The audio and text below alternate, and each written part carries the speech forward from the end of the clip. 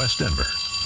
Sleep deprived and heavily caffeinated. All right, let's do this then. This is the Jeff and Bill Show. I don't agree with that. They don't always agree, but hey, at least they have coffee. Coffee. And each other. I love you, man. God help us. I want to bless him. We need all the help we can get. Now here's Jeff Hunt and Bill Thorpe. The Jeff and Bill 6 Show. a.m. in the Mile High News City Talk on this 710 Thursday, July KNUS. 3rd, 2025. Good morning, Denver, Colorado. You've tuned into the Jeff and Bill Show. News Talk 710 KNUS. I'm your co-host, Jeff Hunt, along with Bill Thorpe, bringing you the freshest insights, hottest takes from the right, left, and center. Breaking news this morning, Politico, Mike Johnson, not Johnston, that's the mayor of Denver, Mike Johnson, the Speaker of the House, on the cusp of a mega bill victory. Yeah, it looks like this thing's going to get over the line. House Republicans pulled an all-nighter questions. to advance the mega bill and are set to vote on final passage this morning.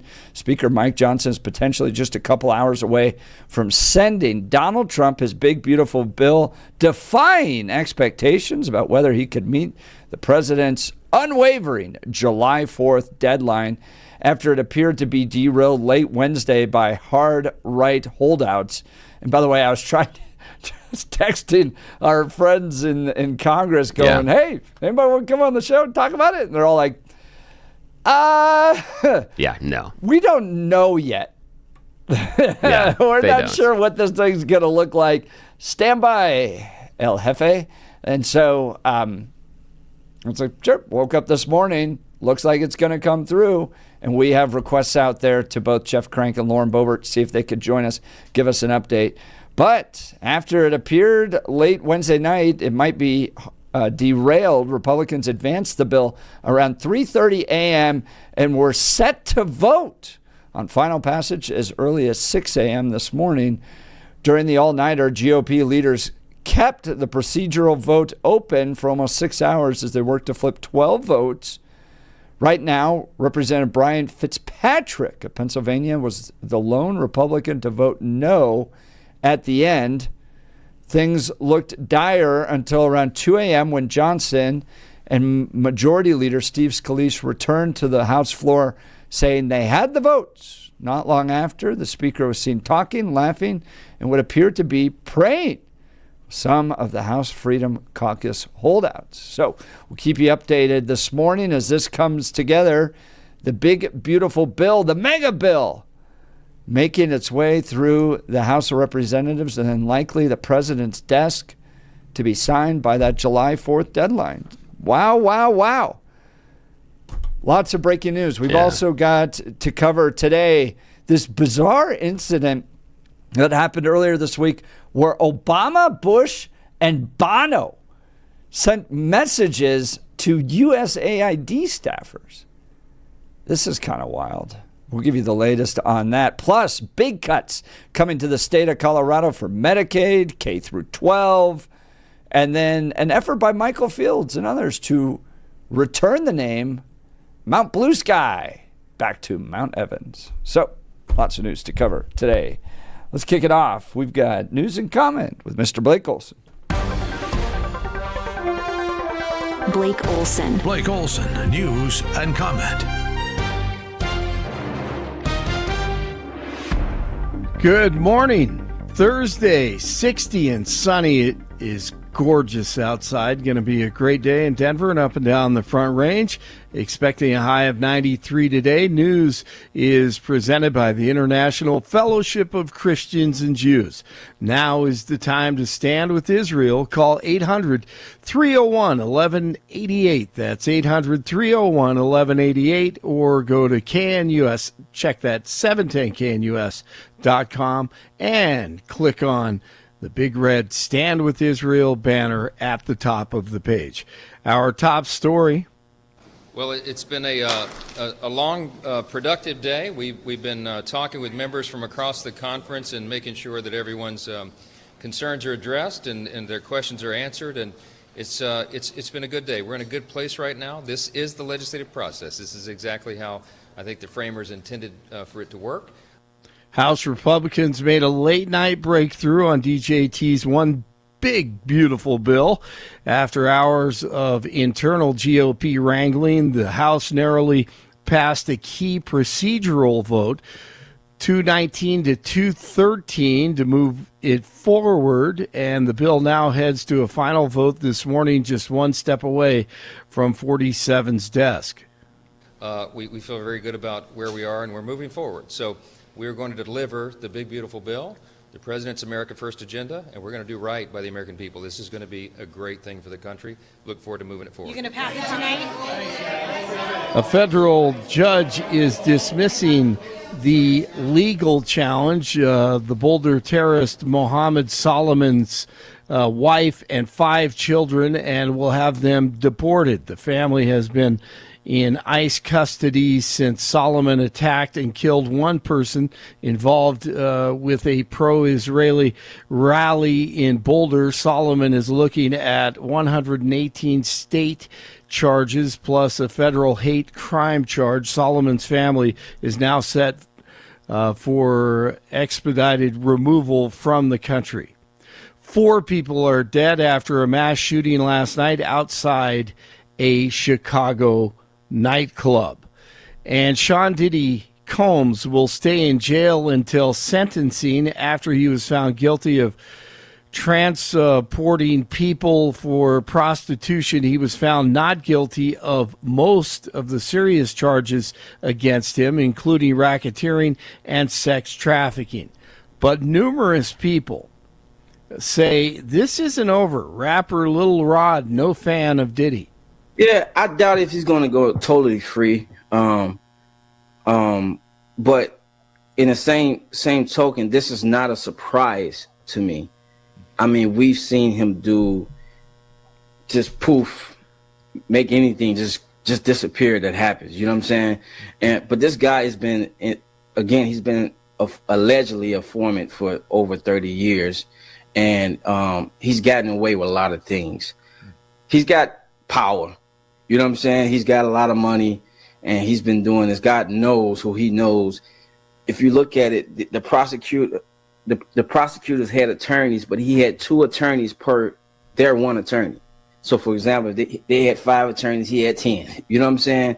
And if you look in that courtroom, a lot of the attorneys that he had represented some of the biggest mob gangsters, or, you know what I'm saying, et cetera. Plenty of experts on Combs say he's an informant, as you just heard, and protected, and find it curious that James Comey's daughter is in charge of all of these sex cases. Journalist Liz Crokin believes that they are all connected, including Epstein. Now, Blake, interesting analysis in the Wall Street Journal yesterday on Combs's attorneys and their strategy, and how it kind of backfired at the end there. So they made the argument, right, that he lives a wild lifestyle. And they even admitted he's violent, right? They didn't try to tell the jurors, don't believe what your eyes are seeing, because there's plenty of video of him beating up his girlfriend. So the judge in the sentencing goes, we're going to keep him in jail. You just admitted he's violent. Right. In closing arguments, you go, wow. You know what? Is that what happened? Yeah. In closing arguments, they go, we know he's violent. We know he lives a rough lifestyle, a disgusting lifestyle. But it's not an organized criminal effort. Yeah, in the closing arguments, they tried to say this is, while this is offensive and you don't like seeing the videos, this is domestic violence. However, he's not charged here in this court case with domestic violence. Correct. So you can't cross-apply a domestic violence issue into this criminal conspiracy case. And then when the judge has to figure out whether or not to keep him in jail, part of the equation is the criminal violent? And they're going, you just said it in the closing arguments. You admitted he is, so we're going to keep him in prison for a minute. And I saw an analysis yesterday that was really interesting from someone that had spent the better part of nearly 3 decades testifying as an expert and working in the realm of trafficking, specifically human trafficking and sex trafficking. And they had a really, really interesting take that I didn't hear anywhere else. And what they said is the prosecution messed up big time because they did not call a sex trafficking or human trafficking expert to the stand. And the analyst kind of delved into that a little bit and said what they needed to do. And they said the reason that you do this is because it can be a complex issue and you need someone that is viewed as an expert to the jury to explain it in layman's language. They need to say, here are the behaviors you are seeing by the defendant that show this is a sex trafficking issue. Here are the behaviors that you will see exhibited by people in this situation. Here are the behaviors you see exhibited by the people that are victims of this. Here's the power structure involved, and here's why it happens. And the analyst said there is a possibility that you could make this with Puff Daddy and what he was doing, but there were some other issues involved where it would make it more difficult to lay the case. And he came to the conclusion that the prosecution didn't think they could get an expert on the stand that could make their case for them. They felt that they were stretching a little bit and it would be difficult to get that expert. He did say, however, that it was interesting the defense also didn't bring that sex trafficking or human trafficking expert because he said, he goes, like, in his position, it would be easy for an analysis to come in and just say, well, you know what, this isn't trafficking because it doesn't exhibit A, B, or C. And so he just thought that was a misstep, possibly more by the prosecution than by the defense. And he said if the prosecution brings it in, then the defense has to counteract any of those statements. But he found it very interesting that in a case of racketeering, where you're talking about sex and human trafficking, the one thing the prosecution doesn't present is an expert witness about exactly that. They had a psychologist that talked about the dynamics of the relationship, but not an expert in what they were accusing Puff Daddy of doing. And the analyst said that's a huge mistake by the prosecution, or an insight that the prosecution didn't think they had the strongest case. They didn't think they could really get there with an expert. I thought that was really interesting. I hadn't seen that anywhere else. Absolutely. Or did they want to? I mean, I'm going to play some interviews later in the show that now it's taken me a whole different direction. I mean, they may have him where they want him as an informant.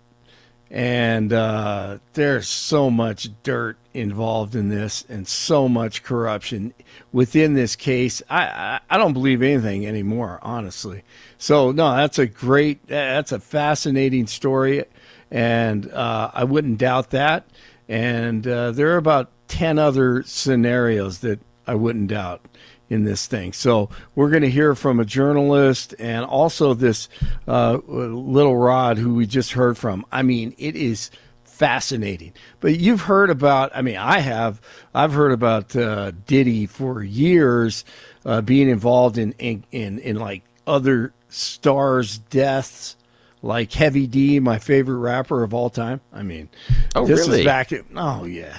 Absolutely. Oh, I but did not know that I started disliking Sean Combs when I heard that he may be involved in Heavy D and the boys. Heavy D, who was killed or there was an accident, or, you know, you hear stories about that.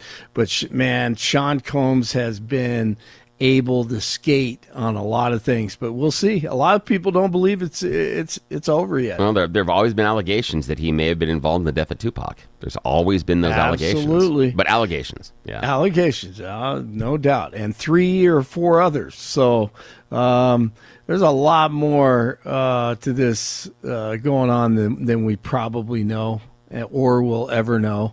News brought to you by Lair Fireplace and Patio, Denver's premier source for everything fireplace, patio, and grills. Locally owned and operated since 1954. Online at lairfireplacepatio.com. It is 60 in Centennial, and it is so nice outside right now. 59 in Greenwood Village, 60 in Denver. Jeff and Billy continue. Insiders fighting for insiders. More of Insiders fighting for insiders. Time to stop. Insiders fighting for insiders. America first. Love the I had to flow. play that because I think Billy was wondering what that was. Yeah, I what think is that? I found it. I'm not. I Okay. got to find the name, but I know it's find the name for me. insiders fighting for it. Okay, because I've got someone on the text messages that is dying for That's what I thought. I just found it, so I had to play it for you. Oh, So perfect. Thank you, my friend. You bet. Blake Olson, News Talk 710 KNUS. That's Balake to you. The deeper monsoon moisture stays just to the west of us today. There'll be some showers and thunderstorms over the mountains and foothills and west of the divide, while sunny and warm east of the divide, highs 90s, low to mid-60s tonight. Low to mid-90s Thursday, but for tomorrow and for Independence Day Friday, better chances of afternoon and evening thunderstorms returning. Low to mid-90s Thursday, 4th of July, highs will be mid-80s to near 90. Weather sponsored by Colorado's Best Roofing, reminding you to protect your home from the harsh Colorado weather and schedule your free no-obligation roof inspection today at roofingcolorado.com. That's roofingcolorado.com. Meteorologist Don Day in the 710 KNUS Weather Center.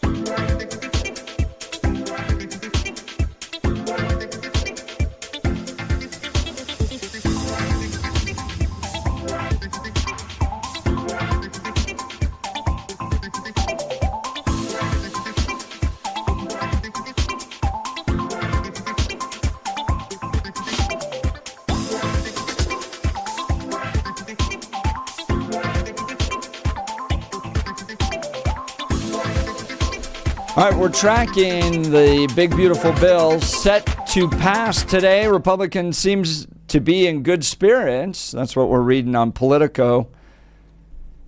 We'll keep you up to date as the vote goes live. House Minority Leader Hakeem Jeffries is giving a marathon floor speech, stretching into his third hour now.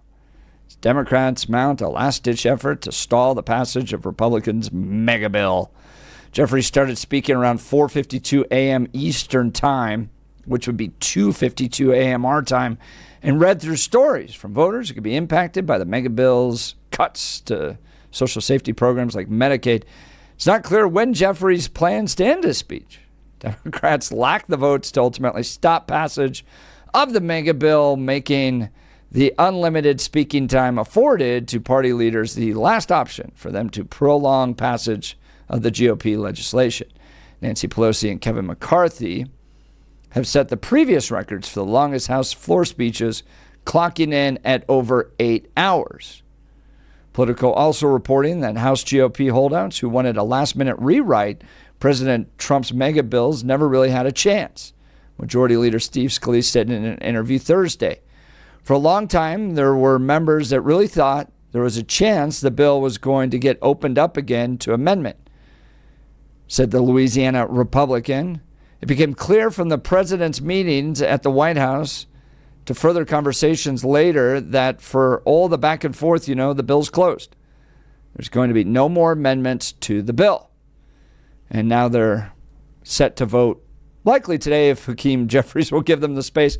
Now, came across this video, Brittany Pedersen, Congresswoman from the 7th Congressional District, I believe, which is the Lakewood area of Denver, so western part of Denver, right up into the mountains there. She's not happy. Bill, can we play the audio of Brittany Pedersen and the big, beautiful bill? Hi, everybody. I lost my voice. We were forced back here. Took a red-eye flight. Haven't slept. We're here being forced back to vote on this disastrous budget proposal that is going to decimate our rural hospitals, healthcare that millions of families across the United States rely on, and increase costs for all of us for the private insurance market when we have this much uncompensated care. It's hard to hold back the tears with how bad this bill really is, the impact that it will make in Colorado and especially in rural Colorado. So I will keep you updated, but right now we have 2 people who are likely going to vote no. We just need 2 more. Your voices matter. Reaching out and telling your stories makes a difference. So thank you for tuning in, for fighting back, and I will keep you updated. All the world's a stage, and all the men and women merely players, as William Shakespeare said. Brittany Pedersen with the alligator tears upon the big, beautiful bill and its passage today. She had to get on an airplane. Fly back. Yeah. So sorry, Brittany. And can I just take a moment and say, Brittany Pedersen has never once in her life cared about rural Colorado.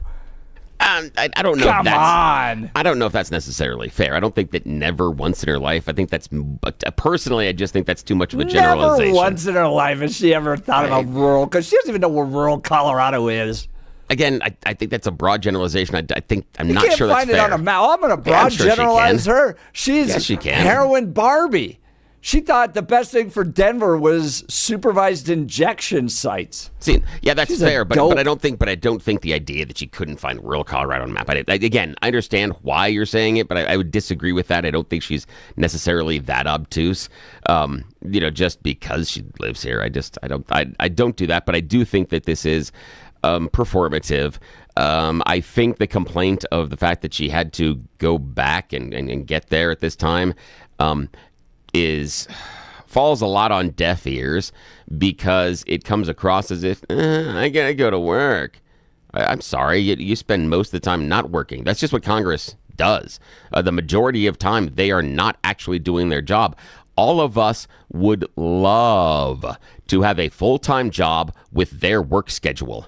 It would be fantastic. And that pay schedule. Oh, God, yeah. And then Brittany led the effort for proxy voting. So she wanted to vote from the Ian Silveri yacht in the Mexican. Yeah, the proxy voting for me is not. Again, I'm not as worried about that again, because I figure you can constrain that a little bit. But I really, really disagree with the idea that I've got to go do my job and do my work that you're voted me in to do. That, to me, complaining about that, shut up. That's the one that really bothers me. The idea of how many times have we heard, we've got to do this in Congress because we're going to go on vacation for 2 weeks. Most of us that are listening to the Jeff and Bill show have 14 days total of paid vacation a year. And they're routinely going on 2-week vacations, and they're supposed to be helping run the country. Sorry. When we talk about those C-suite executives, and I would classify, as far as our government, members of Congress, into that type of a classification, they're supposed to be the ones that are burning the midnight oil. They're the ones that are supposed to be earning that big paycheck because they do all the extra work and they're working 24 hours a day. When I throw rocks at Elon Musk about him and the fact that he's trying to run all these companies and can't spend the time, what do I hear? Elon sleeps on the floor of the office. Okay, but that's the justification, that he spends all this time there. So obviously he's worth this much money. Yet in this case, vacation. Yeah,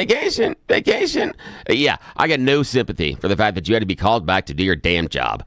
And I think the tears about all the people that are going to lose healthcare coverage and other things, education, I think it's real, but I don't think the tears are necessarily that real. I think the losses are real, but I think the emotion isn't necessarily real. And part of what I love about this is Brittany Pedersen has never had to deal with the word no her entire career. She has been a progressive leader in a state that's gotten more and more progressive.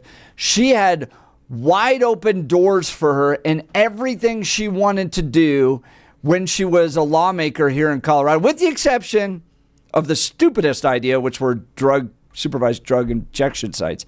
But for the most part, anything she ever wanted to do, she got past. Now she gets to be out in the minority. She doesn't have that much power. She has to sit there and watch Republicans push their agenda. Oh, it's beautiful. And to know that Ian Silveri can't do anything either about it, and they're stressed out, and people are asking, where's Baby Sam? He's not in the video. Baby Sam wasn't in this video. Maybe Ian's finally got the message that he needs to do his own job as a father. But, man, after what I've had to sit through, loss after loss after loss down at the Colorado State Capitol, year after year after year, while Heroine Barbie got to push her agenda forward. This is just beautiful. It's just deserved. Those are the tears that I live for. Keep crying, Brittany. Tell me how you really feel. It's the last day before a long vacation. The thing for me is that she's complaining about having to go back to work. I'm like, I'm sorry. It's the majority of us face that time. The idea of someone called in sick or we've got an emergency that happens all the time. And the fact that you're upset about it. Again, what pisses me off the most is because the light work schedule of those in Congress. It's ridiculous. Well, I mean, yes, but it's also an incredibly demanding job. And 2 different members of Congress asked me from the state at different times to be their chief of staff. And I just respectfully turned them down because I didn't want to be on an airplane 50 weeks out of the year. I had a family in Colorado. Yes, you're not working all the time, and you get big, long stretches like August where they're not in session.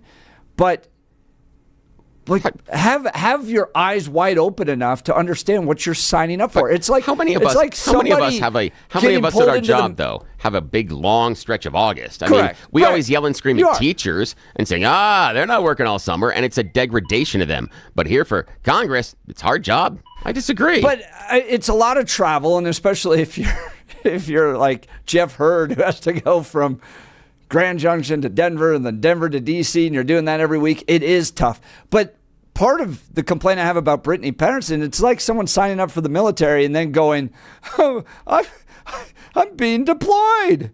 I can't believe this. I can't believe that I have to go and fight for my country. I thought I was just, it's like, do you even realize what you were signing up for? So there's so much about this that you could talk about. But Brittany Pedersen clearly shouldn't be in this role. Britt, let's talk here for a second, because you and I have had a conversation before. It was a respectful conversation. I've always appreciated that about you. Me and Ian have our differences, but come on. At this point, do you really like what you're having to do? You got the kids at home, you got the husband, who knows where he is, and getting on an airplane and flying all the time back to Washington, D.C. And this is a job where some nights, you're going to be up all night long while Hakeem Jeffries gives speeches to try to further his political career. It's a crazy place. Do you really want to be spending these years doing that? Go back to Colorado where you get to push your agenda and no one's going to stop you because we're that progressive. Brittany Pedersen. All right. Text messages coming in, and you're welcome to join the conversation, 303-696-1971, or text us at 720-819-5115, 720-819-5115. Republicans poised to get this bill across the finish line. Brittany Pedersen's in tears, and tomorrow is July 4th. Donald Trump's your president. Lots of Supreme Court victories. Is there a better time to be a conservative? What a beautiful morning. All right, let's talk L&L heating and air conditioning. Our furnace and AC had problems last summer. Went out there and spoke to a number of different companies, and the folks we went with and have been completely thrilled with L&L heating and air conditioning. They're a small mom and pop operation that delivers, gets it done right with quality craftsmanship, and they're easily accessible. You can get a hold of them. These other companies, these big box AC companies, are disasters. Why not go with somebody that's going to pick up the phone, respond to you, and listen to this, no emergency charges and a $0 trip fee. Here's some of the deals that L&L Heating and Air Conditioning has going on right now. A free programmable thermostat or carbon monoxide detector with new furnace or air conditioner installation. Price match value guarantee on equipment, free estimates, licensed and insured, and a 5-year labor warranty. Everything works great. Our family couldn't be happier. So if you're looking for fast, honest, and reliable service, I highly recommend L&L Heating and Air Conditioning. Here's their phone number, 720-851-1691, 720-851-1691, online at bestdenverhvac.com, bestdenverhvac.com. I'm sure glad we called him. That number again, 720-851-1691. Big, beautiful bill, set to pass. What do you think? Give us a call, 303-696-1971. Brittany Pedersen in tears, concerned about rural Colorado. She can't find rural Colorado on a map. Am I being too unfair to her? Or is she just crying those tears to generate more videos for you to watch? Text us at the Dan Caplis Law text line, 720-819-5115. You're listening to The Jeff and Bill Show. This is Denver's Talk Leader, News Talk 710, KNUS.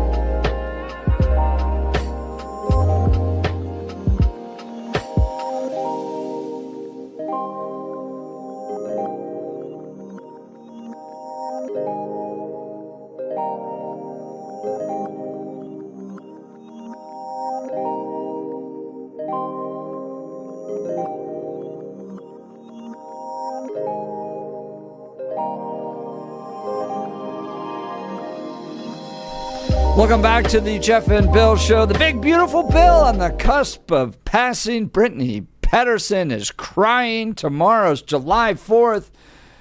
Strings of Supreme Court victories. What a day to be a conservative.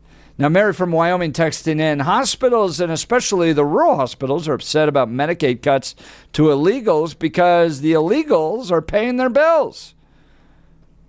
The Senate added a work requirement for illegals to remain on Medicaid instead of denying them the benefits. But, Bill, you responded saying that this bill is going to make it more expensive to treat illegals. Explain that. Because we are going to end up delivering the medical care at the highest possible cost. Because these people, we're not going to deny them medical care.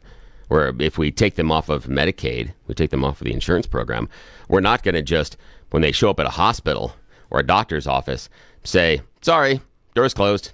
Moose outside should have told you. We're not going to do that. We will treat them. But we do know that what they will do is they'll show up rather than going to the doctor's office and receiving regular care. They're going to show up in the emergency room. And the emergency room is the highest cost services we provide. And when that hospital is probably going to be reimbursed by the government, we reimburse them for the highest possible cost that they delivered inside of the emergency room, not the lower cost we deliver under Medicare and Medicaid. That's the issue. We have just decided as a country to pay the most possible cost for that medical coverage. Do you think it's fair for taxpayers to be paying for the medical costs of illegal immigrants? Here's the question. In either of those situations? Well, hang on a sec. Unless you're going to argue that we should refuse service to someone that is illegal in this country at a hospital, I'm not going to have the conversation. So we need to start with the question. No, this is because the question is, should we refuse service?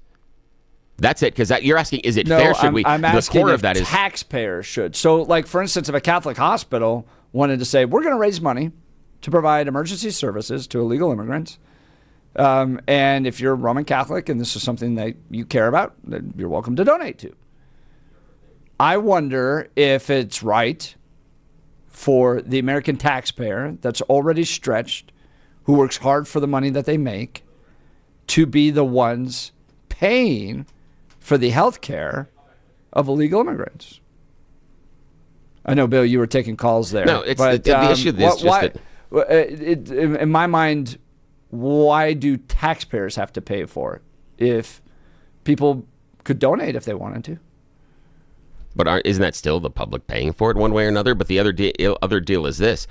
So what do we do as far as people donating? Should the hospitals not treat them when they show up? Or do we have to, when they show up, start a GoFundMe? What's the mechanism for that? Because right now, currently, those charities and those hospitals can make that choice, and some do. So that exists. So what do you do in the other situations? Are we just going to have some hospitals that maybe not be run by charities? Or what is the functional mechanism? If someone is in a car accident and they're illegal, they show up at the emergency room, what do you do? We have to take them to a certain hospital. What hospital? Well, the ones that are providing that type of care based upon charity. So only charity. So if there isn't one that's close enough, we don't treat them? Or what if that? What if, I mean, we just don't treat them. Because the alternative is hardworking people that are going to work right now listening to this show are going to have money taken out of their pockets to provide for the health care of illegal immigrants. But the illegal immigrant could be working as well, could be hardworking. Being illegal doesn't necessarily prevent them from working. In fact, we've seen that based on the ICE arrests. So they could be a hardworking person as well. Well, then they're buying insurance, aren't they? Not if they're illegal, remember? Because that's the whole issue. They're not buying insurance. Now, they do pay some taxes based on the fact that they have expenditures and rent and stuff, but how would they pay if they're illegal? So if they're illegal, how are they paying? How are they getting insurance? In this country, it's illegal for an employer to provide health insurance for an illegal immigrant. Is that correct? Here's the idea. The idea being that two different things. One, if the illegal immigrant uses false documents, the employer can provide the health insurance. But if they don't have the documentation, and we've seen that in places like construction, hotels, food service, how do you possibly register them for insurance? You have no documentation for them. So you don't. There's no way to provide them with insurance. In one capacity, in the private sector, if you sign up for insurance, it's illegal. But in the public capacity, we're going to force other people to pay for it. And that's a good system? No, I don't understand your question here, because the core of this is this. The core of it is, are we going to turn people away from the hospitals when they are injured, regardless of immigration status? That's the bottom line of this conversation. Because, and so the question is, yes, you want to. You would turn them away. 100%. You would not treat them. Yeah. I'm sure Jesus is super proud of you. Well, I'm not. Super proud of you for that one. Bill, I don't think it's right to tax hardworking Americans to pay for the health care of people who shouldn't be in this country illegally. I will fix this for you. I don't think we should provide care to someone in need. There, fixed it for you. No, because I brought up the fact that if you want to donate, you perfectly can. And there's no problem with that. I mean, if you want to donate to an entity that's going to provide medical care for people that are here illegally, that's a completely separate issue.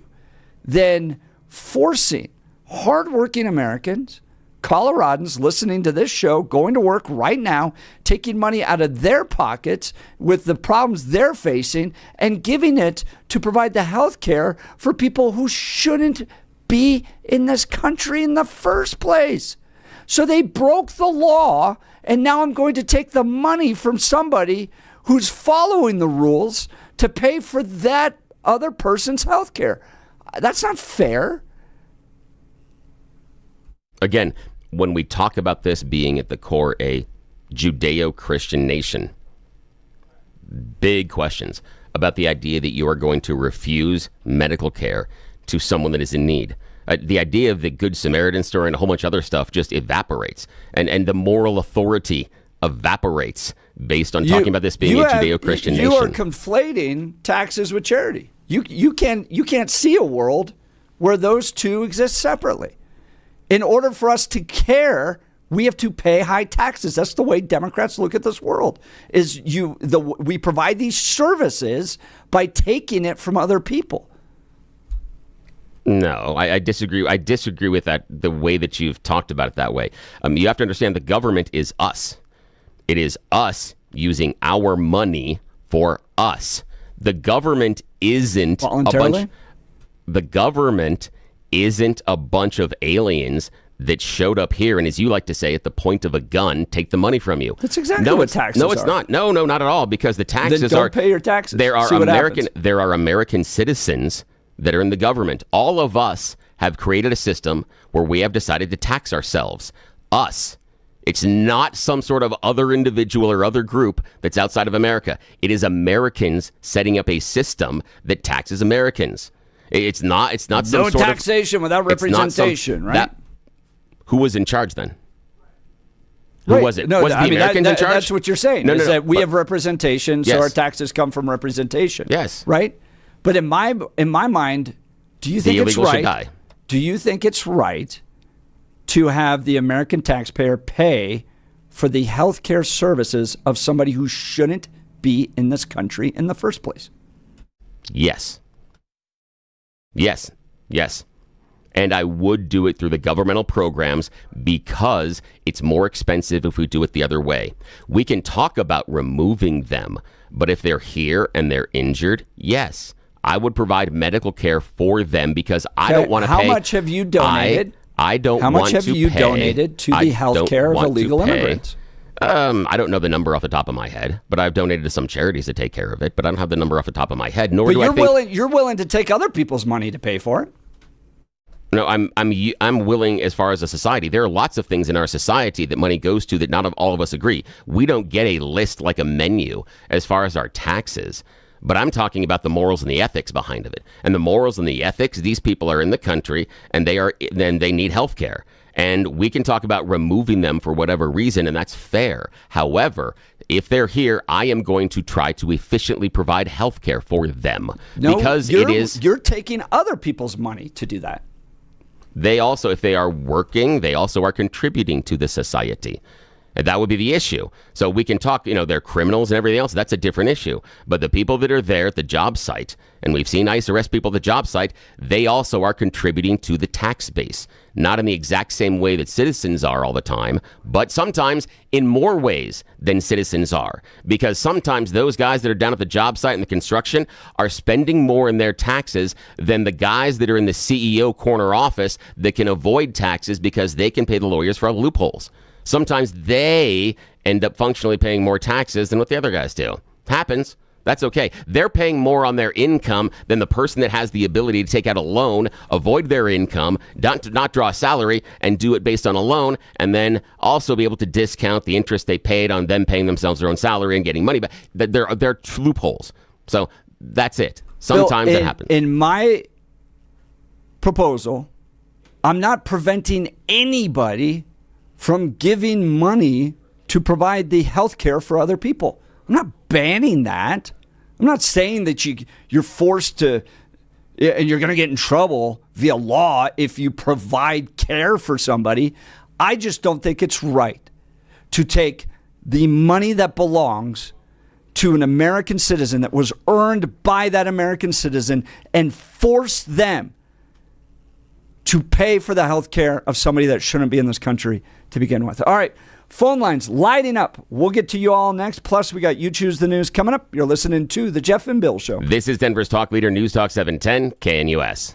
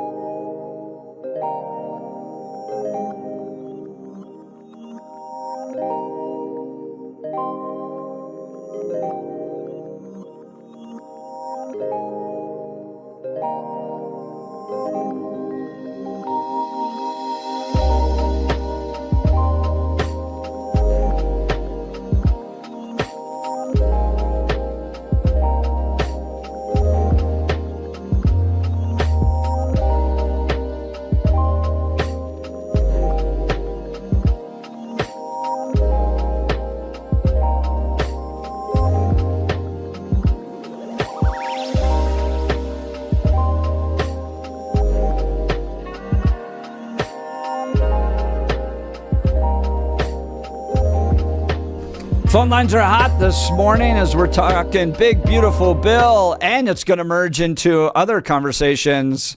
USAID being shut down, Medicaid cuts, K through 12 cuts coming to Colorado. Do you support all these cuts? Or is it unchristian to turn somebody away who just wants an education or Medicare or Medicaid? Or just has a broken leg. Or leg. USAID. Now it's unchristian to not pay for health insurance in other countries, too. All right, we'll continue this. Stay around. We're going to take a little moment to have some levity with You Choose the News. Yes, it is that time of the morning where we get to make questionable decisions. It's America's favorite fake radio news game show. It's You Choose the News. I've spent moments this morning scouring our interwebs for really dumb stories about us humans, giving them even more ridiculous headlines so that we can play this fake radio news game show. Why would we possibly do this? Why would we waste valuable KNUS airtime, especially when you have 2 phone calls waiting there? Yeah, I see you, Melissa. I see you, Ron. Hang on here. We got to be a little foolish for a while. And we do this because nobody in charge is up at this hour. So we're going to take full advantage of being left unsupervised, and as always, we bring Blake Olson in on the fun. He joins us from the news department. Jeff Hunt is in the studio. Gentlemen, here are your headline choices this morning. Headline number 1, this seems appropriate. There is no God. Headline number 2, just trying to help. Headline number 3, bystander nailed it. And headline number 4, relive your childhood. Mr. Hunt, let's start with relive your childhood, please. Yes, now you can relive your childhood. Yes, the giant rat who likes pizza. It's not just for kids anymore. Chuck E. Cheese is opening an adult arcade called Chuck's Arcade. Sponsored by Sean Diddy. No, I'm just kidding about that one. Now, the company describes this as a modern-day love letter to the games that you loved growing up and made Chuck E. Cheese great. Similar to the kiddie version, Chuck's Arcade is going to have a mix of those nostalgic arcade games. Drop your quarters right now if you want the next round of Donkey Kong, Mortal Kombat. They'll also have the newer titles such as Halo and Connect 4 Hoops. Plus, each arcade is overseen, in air quotes, by one of the chain's iconic animatronic characters, that giant rat Chuck E. Cheese, or maybe Munch's make-believe band himself. So, 10 are open so far, malls across the United States. Yes, the pizza still sucks, but they do have old school merch available for purchase, and some of them even have a selection of beer and wine. I always thought that was the problem with Chuck E. Cheese in the first place. You couldn't get drunk there. Now, they obviously are trying to make a rival at Dave & Buster's because Dave & Buster's is seeing about a 10% decline quarter over quarter in people visiting. So Chuck E.'s trying to get in on the action, just like Chuck E. Cheese got in on the action on Showbiz Pizza Place. I was going to say, you guys remember Showbiz Pizza? Showbiz was first. Chuck E. Cheese was second. It was, and it was way better. I had my birthday party at Showbiz. I bet you did. Showbiz hell yeah. awesome. Showbiz was incredible. Those Chuck E. animatronics were so bad, they were awesome. Yes, I know. It was not Wasn't better than Shakey's Pizza, though. Oh, Shakey's was the best. and this day and age, you got to love going to a restaurant where the guy that owns is Shakey's. You're like, I got some questions. All right. Okay, Blake Olson, your choice, sir. There is no God, just trying to help, or bystander nails it. Billy, I'm going to go with bystander nails it. Bystander nails it. Wait till we hear to the quote of this bystander after they saw what happened. We're traveling to Boston for this story. Leading police on a chase through downtown Boston on Tuesday. Police attempted to pull a driver over behind the wheel of a black Honda Passport in the theater district, but then she took off. While attempting to open the car door, she was refusing to get out of the car. The officer reaches inside, grabs the inside latch. She hits the accelerator, launching forward, dragging Officer Barry approximately 20 feet. He let go of the inside latch. At the time, the suspect fled down Tremont Street.